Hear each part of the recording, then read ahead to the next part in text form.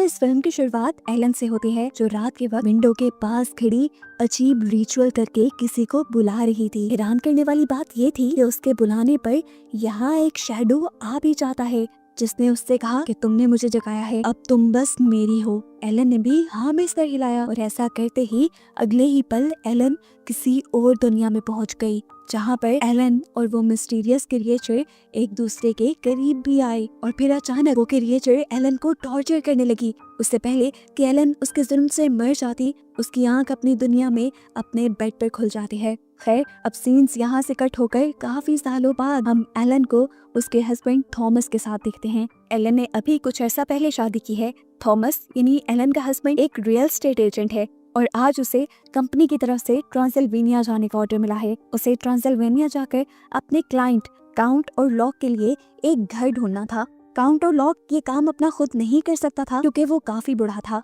Elon नहीं चाहती थी कि थॉमस उसे छोड़कर जाए, पर मजबूरी थी। वो जाने से पहले एलन को अपने दोस्त फ्रेडरिक की फैमिली के पास छोड़कर जाता है। जाने से पहले एलन ने उसे बताया था कि उसे आजकल डरावने नाइटमेयर्स आते हैं और उसे लगता है कि अगर थॉमस उससे दूर गया तो उसके साथ कुछ बहुत बुरा हो जाएगा। लेकिन थॉमस ने यहाँ उसे समझाया कि ये सब उसके दिमाग का वहम है। एलन ने थॉमस को अपने बालों वाला एक लॉकेट भी दिया, जो उसे हमेशा जल्दी वापस आने की याद दिलाएगा। सीन कट होकर अब हमें एक मिस्टीरियस आदमी को दिखाया जाता है, जो अपने गेट एक पेंटाग्राम बनाकर बहुत सारी लाइट्स जलाकर कुछ रिचुअल कर रहा है। ये कौन है और ऐसा क्यों कर रहा है, ये आगे जाकर पता चलेगा। खैर, अब दिखाया जाता है कि थॉमस ट्रांसिल्वेनिया के करीब पहुंच गया था। वहाँ के लोकल लोगों से जब उसने ट्रांसिल्वेनिया में काउंट और लॉक के कैसल का रास्ता पूछा तो सभी उसकी इस बात को सुनकर घबरा गए और सबने उसे मशवरा दिया कि तुम काउंट और लॉक के पास मत जाना। यहाँ पर तो काउंट और लॉक का नाम लेना भी बहुत बुरा माना जाता है। रात में थॉमस इन्हीं लोगों के पास स्टे करता है। आधी रात को उसकी आंख अजीब शोर से खुलती है। बाहर जाकर उसने देखा कि बहुत सारे लोग एक लड़की को घोड़े पे बिठाकर कहीं ले जा रहे थे। उस लड़की ने कुछ भी पहना नहीं हुआ था। फिर वो लड़की उतरी और एक कब्र खोलते हुए उसने एक आदमी के दिल में खंजर स्टैब कर दिया। उसके मुंह से खून निकला और यहीं पर थॉमस की भी आंख खुल गई और ऐसे हमें पता चला ये सब उसका ख्वाब था। अब उसकी आंख खुली चुकी थी तो उसने अपना सफर दोबारा कंटिन्यू करना शुरू कर दिया। लेकिन बाहर जाकर वो क्या देखता है, या पूरा गांव खाली है। ये बात अजीब थी कि रातों रात गांव के सभी लोग कहाँ जा सकते हैं। रास्ते में अब उसका टकराव एक टांगा गाड़ी से हो जाता है। शुक्र था कि वो इस एक्सीडेंट से बच गया, लेकिन उसने देखा कि दूर दूर तक और कोई भी नहीं था। शायद ये टांगा उसे ही लेने आया था। वो चुपचाप इस टांगा के अंदर बैठ गया, लेकिन इस टांगा में बैठते ही उसकी तबीयत बिगड़ने लगी। लेकिन फिर भी उसकी यही कोशिश थी कि वो किसी तरह अपने क्लाइंट से मिल ले। फाइनली अब वो काउंट और लॉक के कैसल में पहुंच भी गया था। यहाँ पे हर जगह बहुत अंधेरा था। उसे डर लगने लगा था।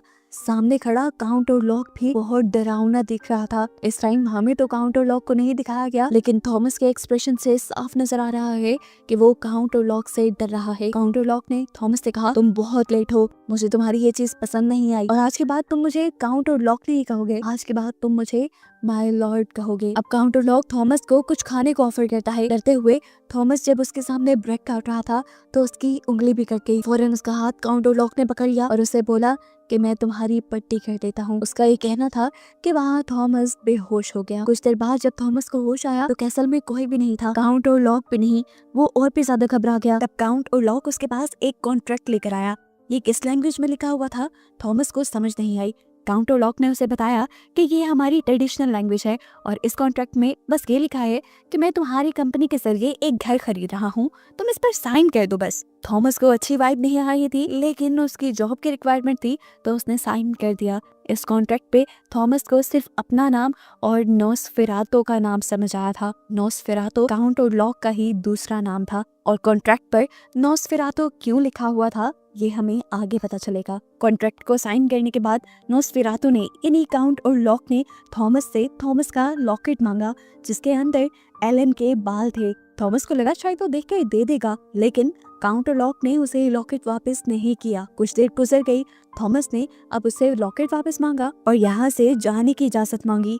तभी अचानक उसकी आंख खुल गई और उसे समझ ही नहीं आया कि उसके साथ हो क्या रहा है। ये सब जो हुआ था क्या उसका ख्वाब था या सच था, उसे कुछ पता नहीं चल रहा। इस टाइम उसकी बॉडी के ऊपर किसी के दांत काटने का निशान भी था, जिसे देखकर वो और भी ज्यादा परेशान हो गया। यहाँ जबकि नोस्फेरातु को दिखाया जाता है जो उस लॉकेट को लेकर अजीबोगरीब लैंग्वेज में कुछ बोल रहा था और उसके अंदर वो बार बार एलन का नाम ले रहा था, जिससे समुद्रों पार एलन भी पोजेस हो रही थी। अपना ये काम करने के बाद अब काउंट ओरलॉक आता है थॉमस के पास और उसे बेहोश करके उसे दांत काट के उसका खून पीने लग जाता है। और यहाँ रिवील हो जाता है कि काउंट ओरलॉक असल में एक ड्रैकुला है, एक वैम्पायर है। दूसरी तरफ एलन, जिसको नोस्फेरातु यानी ड्रैकुला ने अपनी पावर्स से पोजेस कर लिया था, उसकी हालत को देखते हुए थॉमस के दोस्त की फैमिली बहुत परेशान हो गई। उन्होंने डॉक्टर को बुलाया तो डॉक्टर ने भी सारे इलाज किए और उन्हें लगा कि शायद एलन को कोई मेंटल इलनेस है। पोजेस हालत के बाद जैसे ही एलन होश में आई तो वो इस बात से परेशान होने लगी कि न जाने थॉमस कैसा होगा, क्योंकि थॉमस को गए काफी टाइम हो गया था और थॉमस ने अभी तक उसे कोई लेटर भी नहीं लिखा था। दूसरी तरफ थॉमस अपनी जान बचाने की कोशिश में था। जब नोस्फेरातु उसकी नजरों से इधर उधर होता है तो वो उसके कैसल से भागने की कोशिश करता दिखाया जाता है। अब वो डॉक्टर जो एलन का इलाज करने आया था, उसे डॉक्टर को किसी और पेशेंट का भी इलाज करते दिखाया जाता है और ये पेशेंट वही है जिसे हमने मूवी के स्टार्ट में अपने गिर्द अजीब तरीके से दायरा बनाए रिचुअल्स करते हुए देखा था। उसने पूरे कमरे में अजीबोगरीब ड्राइंग्स बनाई हुई थी। यहाँ वो भी पोजेस्ड हालत में डॉक्टर फ्रेडरिक को बताता है कि मेरा लॉर्ड काउंट ओरलॉक है। ये कहते ही वो डॉक्टर फ्रेडरिक के ऊपर हमला कर देता है, जैसे वो उसका खून लेना चाह रहा हो। साफ मतलब था कि वो ड्रैकुला यानी काउंट ओरलॉक का एक गुलाम था जो उसके लिए इंसानों का खून जमा करता था। इस टाइम वो ज्यादा खून शायद इसलिए इकट्ठा कर रहा था क्योंकि वो जानता था कि काउंट ओरलॉक अब यहाँ जल्द ही आने वाला है। सीन कट होकर हमें थॉमस को दिखाया जाता है, जिनको कुछ लोग रेस्क्यू कर रहे हैं। थॉमस के जिस्मों के निशान देखकर इन्होंने पता चला लिया कि उसकी इस हालत के जिम्मेदार और कोई नहीं बल्कि नोस्फेरातु है। वो उसका इलाज करना शुरू कर देते हैं और इलाज के बाद जैसे ही थॉमस को होश आया वो उठ खड़ा हुआ। उसे दिल में कुछ अजीब फील हो रहा था। उसने एलन से मिलने जाना था, लेकिन यहाँ के लोगों ने उसे कहा कि कुछ देर आराम करो, पर नहीं, वो तो एलन से मिलने के लिए इस बीमारी में ही उठ खड़ा हुआ। दूसरी तरफ दिखाया जाता है कि अब काउंट ओरलॉक भी अपने कॉफिन में बंद होकर थॉमस के ही शहर की तरफ निकल चुका है और वो साथ साथ कुछ पढ़ भी रहा है जो दूसरी तरफ दूर बैठी एलन सुन पा रही है। दूसरी तरफ वो आदमी जो काउंट ओरलॉक की पूजा करता था वो भी जान जाता है कि काउंट ओरलॉक अब रास्ते में है। थॉमस के शहर आने वाली एक शिप के अंदर हम देखते हैं कि बहुत सारे चूहों ने तबाही फैलाना शुरू कर दी है और यही तबाही अब थॉमस के शहर में भी फैल जाएगी, क्योंकि काउंट ओरलॉक जहाँ भी आता है वहाँ पे प्लेग यानी वबा और बीमारी फैलती है। ये चूहे शिप में मौजूद सभी लोगों को मारने लग जाते हैं और एक आदमी समझ आता है कि ये चूहे काउंट ओरलॉक के कॉफिन से निकल रहे हैं। वो जाकर काउंट ओरलॉक का कॉफिन खोलकर उसे मारने की कोशिश करता है, लेकिन यहाँ काउंट ओरलॉक ने उसे ही पकड़कर मार खाया। दूसरी तरफ हमें दिखाया जाता है कि अब एलन का इलाज करने के लिए डॉक्टर फ्रेडरिक के साथ एक और डॉक्टर भी आए थे। यहाँ पर अब एलन को बांध के रखा गया था। एलन डॉक्टर को बताती है कि कभी कभार मुझे ऐसा लगता है कि मेरी सोल इस दुनिया को छोड़कर कहीं और चली जाती है और आजकल तो मुझे फ्यूचर में होने वाली चीजों के बारे में पहले ही पता चल जाता है। कभी कभार मुझे समझ नहीं आता कि मेरे साथ क्या हो रहा है। मुझे ऐसी आवाजें सुनाई देती हैं जैसे मेरे कान में कोई बोल रहा हो, लेकिन वो क्या बोल रहा है मुझे समझ नहीं आती। साथ ही साथ उसे बहुत ही डरावने ख्वाब भी आते थे जिनसे वो हमेशा डरकर उठ जाया करती थी। बात करते करते ही एलन की तबीयत बिगड़ जाती है और उसकी बॉडी में जोर से झटके लगने लग जाते हैं। इस टाइम पर डॉक्टर फ्रेडरिक उसको जोर से एक निडल चुभोते हैं जिसका उसे दर्द महसूस ही नहीं हो पाता और वो समझ जाते हैं कि इस टाइम भी एलन की सोल इस दुनिया को छोड़कर कहीं और चली गई है। और यहाँ से उन्होंने ये भी अंदाजा लगा लिया था कि एलन को कोई मेंटल इलनेस नहीं है, बल्कि उसको किसी और पावर ने पोजेस किया हुआ है। डॉक्टर ने जब ये बात दूसरे डॉक्टर को और थॉमस के दोस्त को बताई तो वो लोग उसकी बात मानने को तैयार ही नहीं थे। ये लोग यहाँ से चले जाते हैं और आधी रात में अचानक से एलन को होश आ जाता है। होश में आते ही वो भागकर दरवाजे की तरफ जाती है और दरवाजा खोल देती है, जहाँ वो देखती है कि एलन बेहोश पड़ा है। सीन इसी पॉइंट पे दिखाया जाता है कि काउंट ओरलॉक की शिप भी खराब हालत में इस शहर के पोर्ट पर पहुंच चुकी थी, जहाँ आते ही वहाँ के सारे चूहे निकलकर इस शहर में फैलना शुरू कर देते हैं। और यहाँ पर वो आदमी जो काउंट ओरलॉक की पूजा करता था वो भी जल्दी से अपने सेल से निकलकर काउंट ओरलॉक से मिलने के के लिए चला जाता है। दूसरी तरफ अब थॉमस का दोस्त और डॉक्टर फ्रेडरिक थॉमस के इलाज में लग चुके थे। दिन ब दिन अब शहर की हालत बिगड़ती जा रही थी। चूहे पूरे शहर में बीमारी फैला चुके थे, लोग मर रहे थे, खाने की भी यहाँ पर कमी हो चुकी थी। जबकि यहाँ अब काउंट ओलॉफ और उसके गुलाम की बातें हम सुन पाते हैं, जहाँ वो कह रहा था कि मैं एलन को जबरदस्ती अपने साथ नहीं ले जा सकता, मुझे कुछ ऐसा करना होगा कि एलन खुद मेरे साथ जाने के लिए राजी हो जाए। वो गुलाम उसे कहता है जैसा आपका हुक्म नॉसफेरातो। और यहाँ हमें पता चलता है कि लैटिन लैंग्वेज में नॉसफेरातो वैम्पायर को कहते हैं, इसीलिए तो उस कॉन्ट्रैक्ट में भी नॉसफेरातो लिखा गया था काउंट और लॉक की जगह। दूसरी तरफ शहर में बढ़ती हुई लोगों की मौत डॉक्टर फ्रेडरिक और उसके सारे डॉक्टर साथियों को मुसीबत में डाल देती है। डॉक्टर चेक करते हैं कि इन लोगों के जिस्म पर चूहों के काटने के निशान तो थे भी, साथ ही साथ किसी इंसान के काटने के निशान भी थे, और इन लोगों के जिस्म में खून बचता ही नहीं था। एक पूरे इंसान के जिस्म का खून पीना चूहों के बस की बात नहीं है। इस सारे सिलसिले में वो काउंट और लॉक के गुलाम से बात करना चाहते थे, लेकिन वो तो अपने सेल से पहले ही गायब हो चुका था। उसी दिन गायब हुआ था जिस दिन नॉसफेरातो इस शहर में आया था। अब हर गुजरते दिन के साथ थॉमस को भी डरावने ख्वाब आने लगे थे, और वो ख्वाब में ही एलन को अपने से दूर जाने को कह देता है। इसी रात एलन भी पोजेस हुई अपने बिस्तर से उठकर विंडो के पास चली जाती है और उससे कोई शैडो मिलने के लिए आता है। ये शैडो किसी और का नहीं बल्कि नॉसफेरातो का ही था, जिसने एलन को बताया कि थॉमस ने एलन को नॉसफेरातो को बेच दिया है और उसने कॉन्ट्रैक्ट पे साइन भी किया था। एलन ये बात मानने को तैयार नहीं थी, और सच में थॉमस ने उसे किसी को बेचा भी नहीं था। नॉसफेरातो ने धोखे से जिस कॉन्ट्रैक्ट पे साइन करवाया था वो असल में एलन को उसके हवाले करने का ही कॉन्ट्रैक्ट था। वो अब एलन से कहता है कि तुम्हारे पास सिर्फ 3 दिन है और एक ही चॉइस है, या तुम मेरे पास आ जाओ या फिर तुम अपने अपनों को यानी थॉमस और अपनी फैमिली को खो दो। जहाँ पर नॉसफेरातो एक बहुत अजीब बात भी कहता है एलन से। वो कहता है तुम भी जानती हो कि तुम एक पूरी इंसान नहीं हो और इंसानों के साथ तुम जिंदगी गुजार नहीं सकती, इसीलिए शराफत से तुम मेरे पास आ जाओ, तुम्हारी भी जिंदगी आसान हो जाएगी। जवाब में एलन उसे कहती है कि अब मैं थॉमस से ही प्यार करती हूँ और थॉमस के अलावा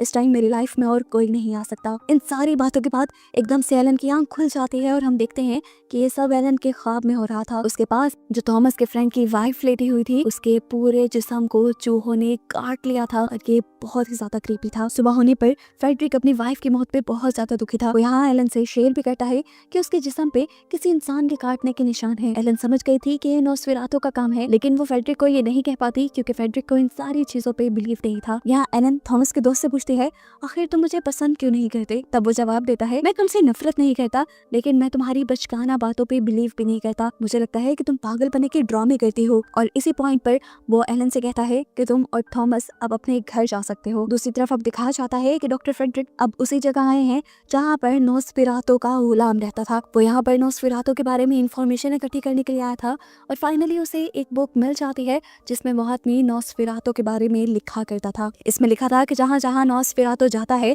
वहाँ चूहे और वबा फैल जाती है और लोग मारे जाते हैं, तबाही फैल जाती है और शहर तबाह हो जाते हैं। और ये सब तब तक चलता रहता है जब तक नॉसफेरातो को अपने डिमांड वाले इंसान न मिल जाए। उसे याद आती है अब एलन की बीमारी, यानी वो समझ गया था कि नॉसफेरातो एलन के पीछे आया है और अब एलन के साथ साथ थॉमस की भी जान खतरे में है।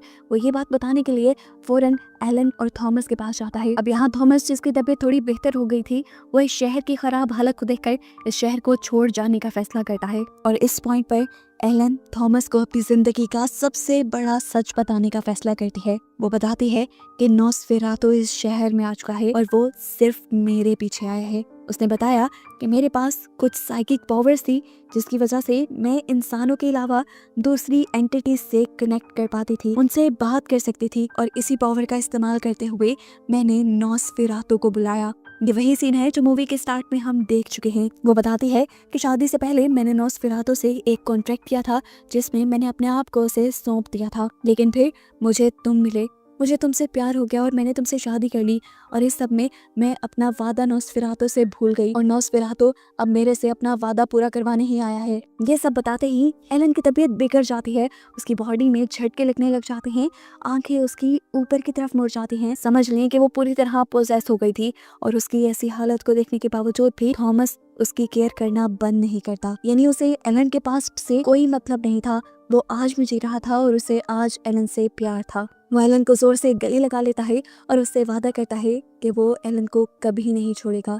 और यहाँ ये दोनों काफी देर तक एक साथ रहते हैं। दूसरी तरफ डॉक्टर फ्रेडरिक, जो नॉस्फेरातु को ख़त्म करने की रिसर्च कर रहे थे, उन्हें पता चलता है कि नॉस्फेरातु को ख़त्म करने का कोई और रास्ता है ही नहीं सिवाय एलन के। यानी एलन के अलावा नॉस्फेरातु को कोई भी नहीं मार सकता। अगले दिन खबर मिलती है कि थॉमस के दोस्त की वाइफ के साथ उसके बच्चे भी अब मारे गए थे, वो भी उसी वबा से। उनके फ्यूनरल पर थॉमस और एलन दोनों आए, जहाँ पर डॉक्टर फ्रेडरिक ने थॉमस से बोला कि अब वक्त आ गया है नॉस्फेरातु को ख़त्म करने का। वो प्लान करते हैं कि वो दिन के वक्त नॉस्फेरातु का कॉफिन खोलकर उसके दिल में स्टैब करके उसे ख़त्म कर देंगे, जिसके बाद अब वो एलन से भी मिलते हैं। वो जानते हैं कि नॉस्फेरातु को मारने में एलन का बहुत बड़ा किरदार है। उन्होंने यहाँ एलन से कहा कि तुम्हें अपना अधूरा काम पूरा करना है और मैं इस दौरान थॉमस को अपने साथ इन्वॉल्व करके रखूंगा। यानी डॉक्टर फ्रेडरिक का प्लान वो नहीं था जो वो थॉमस के साथ डिस्कस कर रहे थे।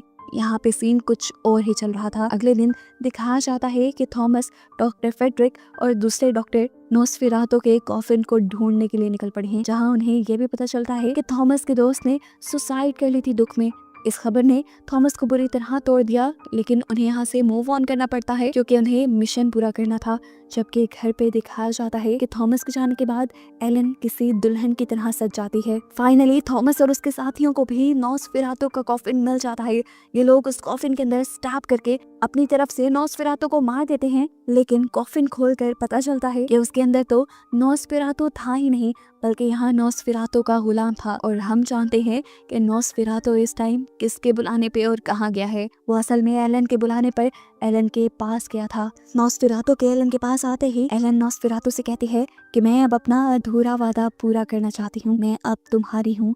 ये कहते ही नॉस्फेरातु उसे गले लगा लेता है और उसकी चेस्ट पे स्टैब करके उसका खून पीना शुरू कर देता है। नॉस्फेरातु एलन का खून पीते पीते खो जाता है और इसी टाइम पर सुबह हो जाती है। सुबह का सूरज निकल जाता है और नॉस्फेरातु को इस चीज का एहसास भी नहीं होता। एलन खिड़की के पास ही नॉस्फेरातु को लेकर खड़ी रहती है। सूरज की रोशनी जैसे ही नॉस्फेरातु पे पड़ती है, नॉस्फेरातु जलने लग जाता है और धीरे धीरे वो यहाँ पर मर भी जाता है। उसके मरते ही अब एलन आजाद हो गई थी। वो जैसे ही जाकर बेड पे लेटी तो खुद भी मर गई, क्योंकि उसके अंदर का सारा खून तो नॉस्फेरातु पी चुका था। जैसे ही थॉमस घर आता है तो उसे नॉस्फेरातु के साथ साथ एलन की भी लाश बेड पे मिलती है और ये देखकर थॉमस पूरी तरह टूट जाता है। दिखाया गया था कि जैसे ही नॉस्फेरातु मरा था, उसके मरते ही इस शहर से वबा का सारा सीन खत्म हो चुका था। चूहे भी इस शहर से जादुई तौर पे गायब हो गए थे। और बस यही दिखाते हुए ये मूवी यहाँ पर खत्म हो जाती है।